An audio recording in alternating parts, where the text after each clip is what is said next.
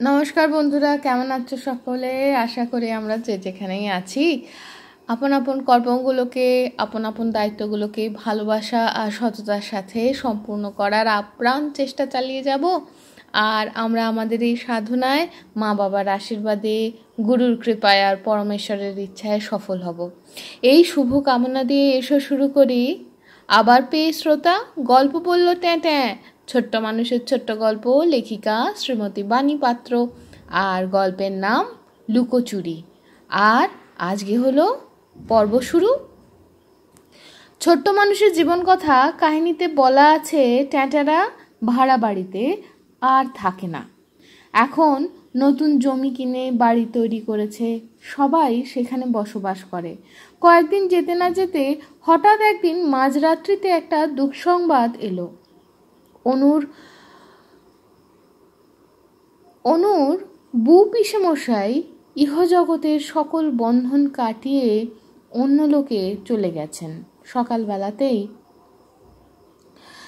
ট্যাঁটারা তিনজন অনুর বউ পিসির বাড়িতে চলে গেল।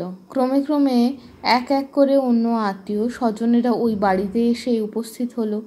অনুর বউ পিসেমশাইয়ের শেষ যাত্রায় বাড়ির সব বড় ছেলেরা সামিল হলো। আর শোকের বাড়িতে রয়ে গেল বাড়ির মেয়েরা আর ছোট সদস্যরা। ছোট সদস্যর মধ্যে অনুর অন্য পিসির ছেলে রনু খুবই ছোট। তার মনে শোকের লেশ মাত্র নেই। শোক কি জিনিস সে বোঝেই না। সে শুধু ওই বাড়িতে দুষ্টুমি করে বেড়াচ্ছে। তার দৌরাত্মে অতিষ্ঠ হয়ে অনুর অন্য পিসি ট্যাঁটাকে বলল, বৌদি, তুমি এই বাচ্চাগুলোকে তোমার ওখানে নিয়ে যাও, এখানে তোমাকে আর থাকতে হবে না। এই দিকটা আমরা সবাই দেখছি, তুমি ওদের দেখো। বুদের বাড়ি থেকে কিছুটা দূরে ট্যাঁটাদের বাড়ি।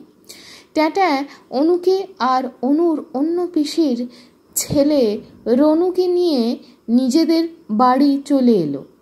এরপর অনু আর রনুকে কিছু জল খাবার খাইয়ে দিল।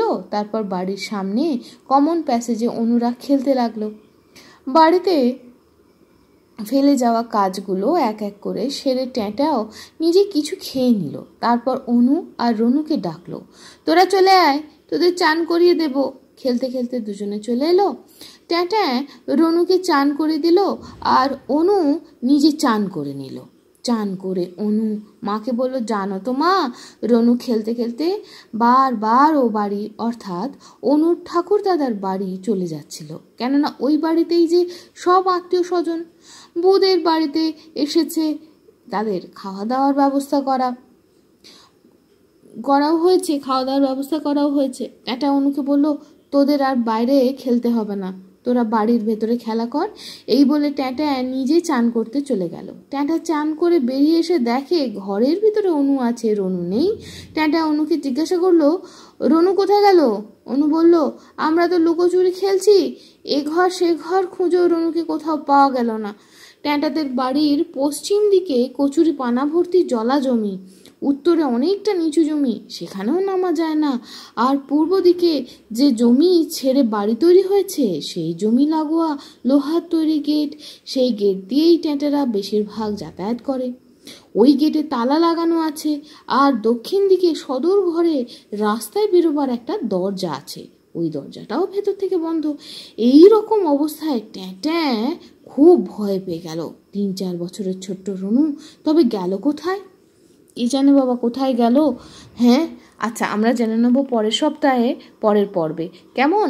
তো ততক্ষণ পর্যন্ত সকলে ভালো থেকো, আনন্দে থেকো, টাটা।